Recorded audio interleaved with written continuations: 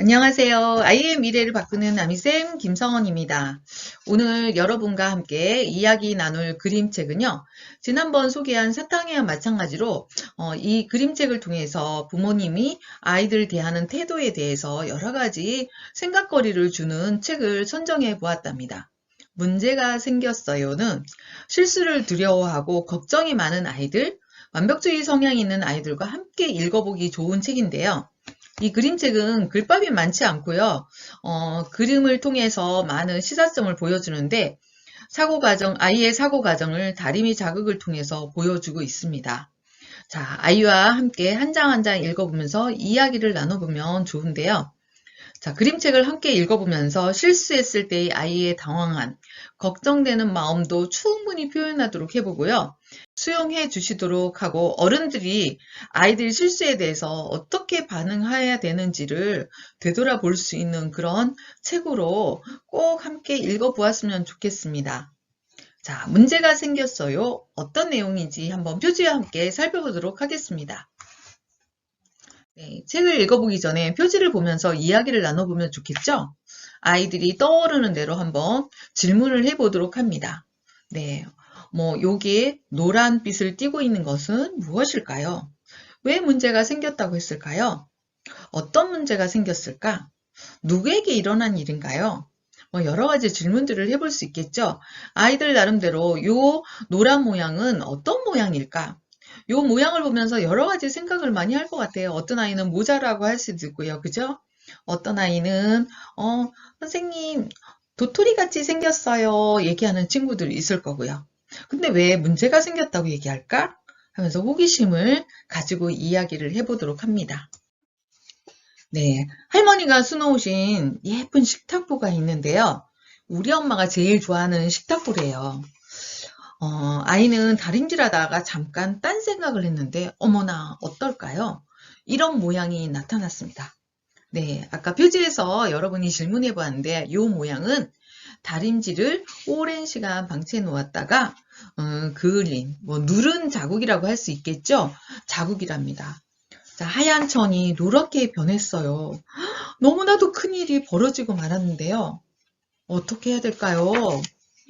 아무리 힘센 사람이라도 이런 얼룩은 어떻게 해볼 수가 없네요.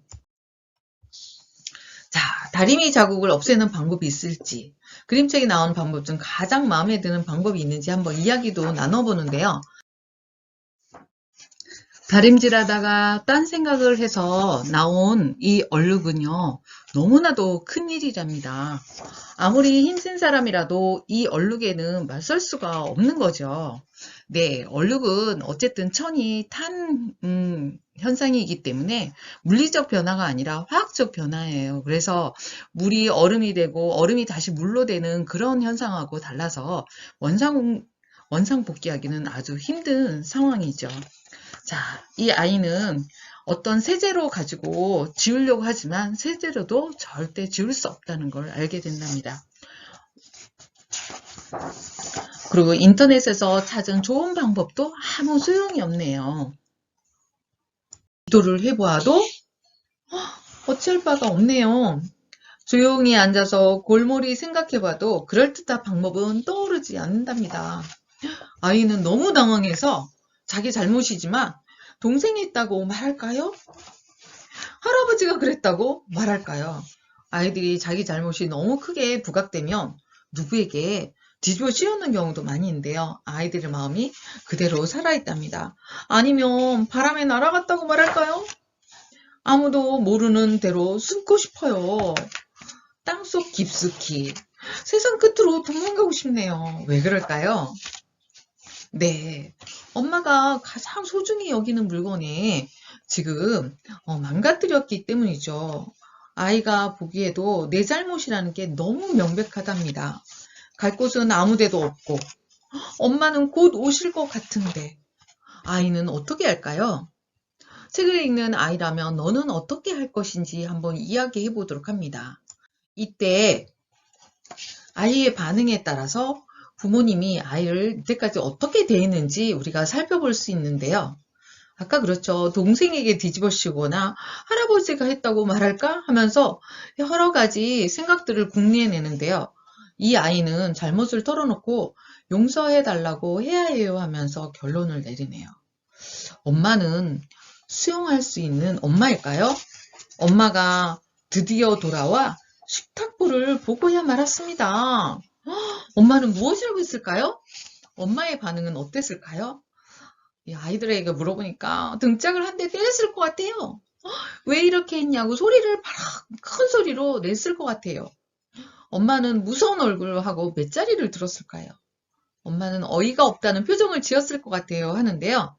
이 엄마는 정말 예쁜 얼룩이구나 하면서 식탁보가 누워진 식탁보 위에 똑같은 모양 반대편에 다림질로 달구더니 이런 모양을 만들고요. 실과 바늘을 가져와서 예쁜 물고기 모양을 꾸며놨답니다. 그때부터 식탁보는 우리 모두가 가장 소중하고 좋아하는 식탁보가 되었대요. 왜냐하면요. 할머니, 엄마, 나의 추억이 모두 담겨져 있으니까요. 네. 네, 이야기를 잘 보셨나요? 다림질을 하다가 눌린 자국을 통해서 아이가 실수한 부분을 어떻게 할까? 아이가 고민하고 걱정하고 이 고민을 오롯이 받아들이기에는 너무 무섭고 두려운 나머지 다른 동생과 할아버지에게 막 저 책임을 전가하려고 하거나 아니면 도망가려고 하는 그런 마음들이 잘 나타나 있는데요. 어쨌든 허용적인 어머님이 반응 때문에 멋진 물고기로 변신했다는 그런 이야기입니다. 이 이야기를 듣고 가장 기억에 남는 장면을 아이들에게 이야기해 보면서 아이가 가장 공감하는 부분에 대해서 하나씩 이야기를 나누면 좋을 것 같습니다. 선생님은 엄마가 정말 아이가 자기 잘못을 했다고 엄마에게 이야기하기로 결정하고 그 마음을 알았는지 엄마는 아무런 꾸지람이든지 예민한 반응도 보이지 않으면서 담담하게 받아들이고 아이가 한 실수에 똑같은 모양을 만들면서 아이의 실수를 정말 적극적으로 수용해주는 그런 모습이 보인 마지막 장면이 가장 기억에 남았습니다.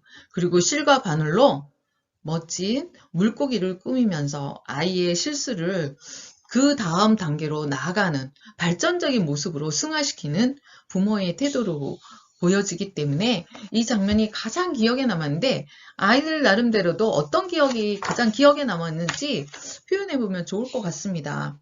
자, 어떤 아이는 기도하고 그 위기를 모면할 수 있도록 열심히 기도하는 친구들도 있을 거고요. 너무 무서운 나머지 동생이 했다고 일러 바치는 경우도 있고요. 저도 어렸을 때 큰 잘못을 한 경우가 있는데요.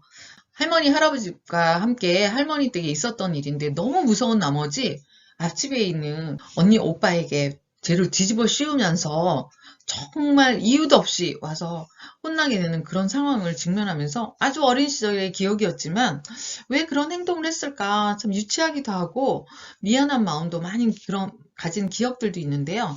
각각의 아이들이 이 장면을 모면하기 위해서 어떤 행동을 취했는지 그림을 보면서 이야기 나눠보면 좋을 것 같습니다. 네, 이번에는 책을 읽고 생각 나누기 해보도록 하겠습니다. 내가 만약 식탁보에 다리미 자국을 내게 했다면 어떤 마음이 들까요? 그리고 무슨 생각을 했을까요? 네, 보통의 아이들이라면 너무 놀래서 처음에는 당황할 것 같아요. 그리고 엄마가 오면 나에게 어떡할까? 그런 생각을 하겠죠. 엄마한테 정말 많이 혼나면 나는 어떨까? 두려움에 떠는 아이도 있고요. 이 두려움을 이기지 못해서 거짓말을 하는 경우도 있을 거예요. 그래서 여기 책 속에서도 동생이 했다고 말할까? 할아버지가 했다고 말할까? 하면서 누구인가 책임을 회피하는 그런 생각을 가질 수도 있을 거예요. 그런 마음을 자연스럽게 이야기해 보고요. 이런 실수를 또 해본 적이 있는지, 내가 어떤 실수를 했을 때 너무나도 당황스러워서 또 거짓말을 했던 경험, 거짓말을 하고 나서 나중에 들었던 마음까지도 표현해보는 시간으로 가시면 좋을 것 같습니다. 선생님도 어렸을 때 그 할머니 집에 놀러 갔다가 그 마당 한켠에 지푸라기 쌓인 걸 보고 성냥불을 갖다 된 적이 있어요. 그래서 막 지푸라기가 활활 타오르니까 너무 무서워서 꺼지는 걸 보고 와가지고 방 한 구석에서 웅크리고 잠을 잤던 경험인데요. 나들이 갔다 돌아왔던 할머니께서 너무 놀라서 사실 큰 불이 날 수도 있잖아요. 누가 했는지 혹시 봤냐고 어린 선생님에게 물어봤을 때 선생님은 자신이 했다고 솔직하게 말하지 못하고 앞집 오빠가 했다고 거짓말을 하면서 그 상황을 모면했던 그런 경험이 있거든요. 성인이 됐을 때도 그 일만 생각하면 너무 부끄럽고 왜 그랬을까 뭐 이런 생각이 들더라고요. 그렇죠. 솔직하게 이야기했을 수도 있는데 할머니, 할아버지의 반응에 대해서 어린아이로서 할머니, 할아버지의 화난 모습을 도저히 수용하지 못해서 아마도 거짓말을 했겠죠. 그래서 좀 더, 지혜롭게 솔직하게 말할 수 있는 용기가 없는 거를 좀 안타까웠다는 생각이 들고, 지금도 들고 있는데, 여러분도 한번 실수를 해본 적에 대한 경험도 나눠보도록 합니다. 네, 각각의 입장에 대해서 한번 생각해 봅시다. 문제가 생겼어요의 장면을 보면서 이제 한 가지 아이가 실수한 부분에 대해서 부모의 반응을 보았는데요. 가장 이상적인, 부모의 행동이 책을 통해서 보여주고 있답니다. 그런데 사실 뭐 현실 상황에서는 이런 부모님들이 다 계신 것만은 아니죠. 내가 부모님이라면 어떤 입장을 보이는지, 내 반응에 대해서 아이는 어떤 생각을 할지 한번 생각해 볼 수 있겠죠. 평소 때 여러분, 부모님은 아이의 실수에 대해서 어떻게 반응하고 계신가요? 다음 행동에 또 다른 실수를 하지 않기 위해서 엄격하게 아이들을 훈육한다 하시는 말씀도 있고요. 무조건 허용적으로 이야기한다. 또 이번 아이가 실수한 거에 대해서는 너무 두려워하지 않도록 뭐 안아주거나 토닥거려주면서 위로해 준다고 하는 부모님들도 계실 겁니다. 자, 어떻게 반응하느냐에 따라서 아이들이 부모님에 대해서 생각하고 아이가 앞으로 하는 행동에 대해서 방향이 설정지는데요. 너무 완벽하고 강한 반응을 보인다면 아이들은 부모님 권위에 눌려서 실수에 대해서 강박적인 어떤 행동도 생기고 무엇인가 하나하나 작은 행동마저도 두려움이 많아서 하지 않으려고 하는 것 같고 시도도 하지 않는 경우도 있고요. 실수를 했을 때 무서움 때문에 그 소극적인 아이의 모습, 권위적인 인물, 부모님 인물에 대해서 너무나도 주눅 들어 있는 그런 양상이 나타나기도 한답니다. 근데 허용적인 부모님과 이렇게 행동하는 거에 대해서 어느 정도 인정해주고 괜찮다 한다면 아이는 내가 뭔가 잘 몰라서 뭔가 이런 일이 벌어졌을 때는 이럴 수도 있구나 하면서 다음에 어떤 행동을 할 때 두려워하지 않고 시도를 한다 그런답니다. 사실은 인간이 뭔가를 성장하는 과정은 실수를 통해서 넘어지고 엎어지고 하면서 일어서서 다시 나아가는 과정이 성장 과정인데 사실은 부모님 태도는 엄청 아이의 성장 과정에서 큰 영향을 미치고 있다는 거죠. 그 하브르타 교육을 받을 때 유태인 교육 방법에 대해서 많이 이야기를 나눴는데요. 유태인 부모님들은 아이가 실수를 한다면 그때 외친다고 합니다. 배움이 일어날 기회다 하면서 실수를 정말 왜 그랬어 뭐 응? 하지 말라고 그랬지 하면서 윽박지르기보다는 이걸 통해서 아이가 크게 깨닫는 기회로 삼고 있으니까 정말 환영하는 게 아니라 적극적인 태도로 인정하는 그런 분위기를 보여준다고 하니까 우리가 그런 부분에 대해서는 좀 많이 배워야 하지 않는가 생각이 든답니다. 모든 부모님들이 이 문제가 생겼어요 책처럼 부모님이 반응하지 않잖아요. 그래서 이 책이 부모님이 어떤 반응을 보일 때 어떻게 아이가 성장하는가를 보여주는 책이기 때문에 부모님의 태도에 대해서, 행동에 대해서 다시 한번 생각하는 계기가 됐으면 좋겠습니다. 자, 아까 부모님 입장에서 얘기했는데 강한 부모님, 허용적인 부모님으로 나눌 수 있을 때 강하다면 아이가 실수했을 때 마음을 졸이고 두려움을 가지고 사실 가장 편안하게 생각할 부모님과의 거리도 멀어지고 그 부모님에 대해서 사실은 벽이 생길 수도 있고요. 그죠? 두려운 마음이 많이 생기잖아요. 그 다음에 부모님 호통이 너무 무서워서 이제 아이가 위축되고 자존감도 낮아지면서 부모님과의 소통이 어려우면 사실은 사회생활 할 때 그런 행동 패턴이 그대로 전개되는 경우도 많이 있다고 한답니다. 그래서 부모님의 태도, 사실은 권위적이고 뭐 하는 것보다는 허용적인 부모 입장에서 아이를 바라봐야 되지 않을까. 그런 얘기도 나눠볼 수 있답니다. 아이에게 이제 이런 얘기도 들어보고, 엄마는 어떤 사람인 것 같아? 그 다음에 너는 이럴 때는 어땠어? 그때 마음을 정확하게 이야기를 나눠보고 아이가 많이 마음을 졸이고 부모님이 혼나는 것을 두려워한다면 좀 더 부모님이 허용적인 부모님으로 나가야 되고요. 또 너무 실수에 대해서 경각심을 일으키지 않는다면 이 부분에 대해서는 조금 자세하게 이야기를 나누고 다음에는 어떻게 했으면 좋겠고 어떻게 해야 되는 것이 바람직한가에 대해서 이야기를 나눠보는 계기로 삼았으면 좋겠습니다. 네, 이번에는 그 문제가 생겼어요. 책 속에서 보여지는 상징적인 모양, 다리미 눌린 자국을 모양 가지고 뭐 그 아이가 갖게 되는 심리, 생각들을 창의적으로 상상력을 펴서 잘 표현해 봤는데요. 책을 다 읽고 미술 활동과 연계지어서 너희는 이 모양을 가지고 무엇을 꾸미고 싶은지 이야기 나누면 좋을 것 같습니다. 예시 작품은 책을 읽어보면 많이 나와 있기 때문에 사실은 이 모양을 가지고 유추해낼 수 있는 꾸밀 것들을 아이가 마음껏 해볼 수 있도록 뭐 도안을 여러 장 제시하고 아이들이 색깔칠하고 꾸밀 수 있도록 기회를 주는 것도 이 책을 통해서 할 수 있는 재미난 활동이라고 생각이 듭니다. 꼭 해보도록 하고요. 아이의 상상력을 더 꽃피울 수 있도록 해보시면 좋겠습니다. 네, 아이의 실수에 대해서 부모님이 어떻게 반응해야 되는가에 대한 이야기를 계속 나눠 보았습니다.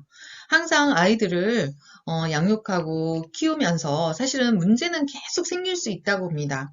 아이가 성인이 될 때까지 아이의 행동에 대해서 부모님이 보여주는 반응을 가지고 사실은 아이는 멋진 아이로 성장할 수도 있고요. 정말 위축되거나 자기를 세우지 못하고 힘들어하는 아이로 자랄 수 있다고 봅니다. 그래서 아이와 함께 그림책을 함께 읽으시면서 그 아이의 마음, 혼날까봐 두려워하는 아이의 마음도 읽어주고 엄마가 오히려 그 어떤 실수를 통해서 더욱더 앞으로 나갈 수 있고 성장할 수 있도록 칭찬해주고 인정해주고 안아주었으면 하는 것을 다시 한번 부탁드리고요. 부모로서 선생님으로서 우리 아이가 이런 실수를 했다면 어떤 표정과 말로 아이에게 반응할 것인지 꼭 한번 점검해 보시는 계기로 삼았으면 좋겠답니다. 똑같은 행동에 대해서 긍정적인 표현, 긍정적인 말로 아이를 수용하는 마음 꼭 잃지 않으셨으면 좋겠다는 생각이 든답니다. 지금까지 이보나 흐밀레프스카가 쓴 문제가 생겼어요에 대한 그림책을 가지고 이야기를 나누어 보았습니다. 도움이 되셨다면 구독과 좋아요 꼭 눌러주시기 바랍니다. 감사합니다.